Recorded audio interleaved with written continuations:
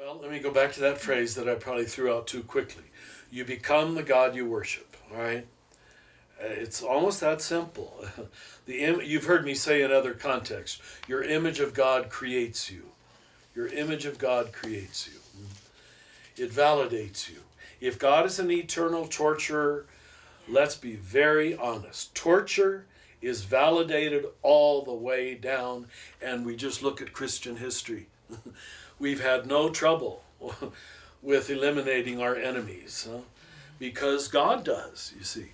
So, with that as the basic principle, that we become the God we worship, we're simply saying that if God is perfect friendship, perfect communion, an event of communion, as some theologians have called the Trinity, then, and I'm created in this image, then I'm an event of communion.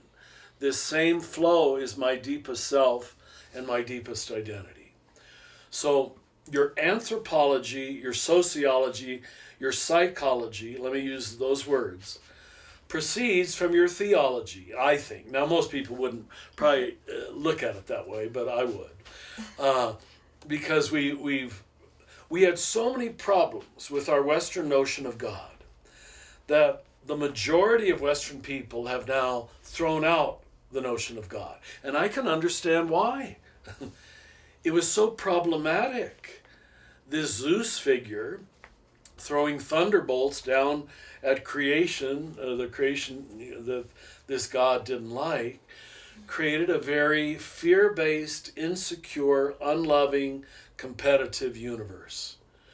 So if we can rebuild from the bottom up and say the very shape of God, therefore the very shape of being itself, creation itself, is love, suddenly, well, it probably won't happen suddenly, it probably happen gradually, but sometimes it happens suddenly for an individual.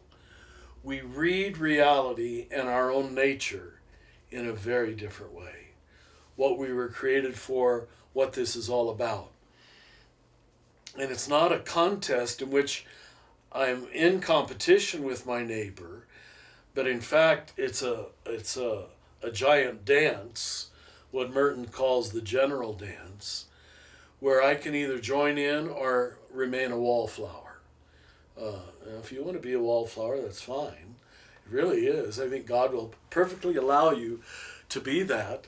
But they thought it was such a disastrous decision that they chose very demanding metaphors to say, don't make that decision. And those became things like purgatory, hell, eternal punishment. Don't miss out on the dance, you understand? It had urgency to it. It had ultimacy to it. So your notion of all relationships come from, I think, the primary relationship, which is God, do you see?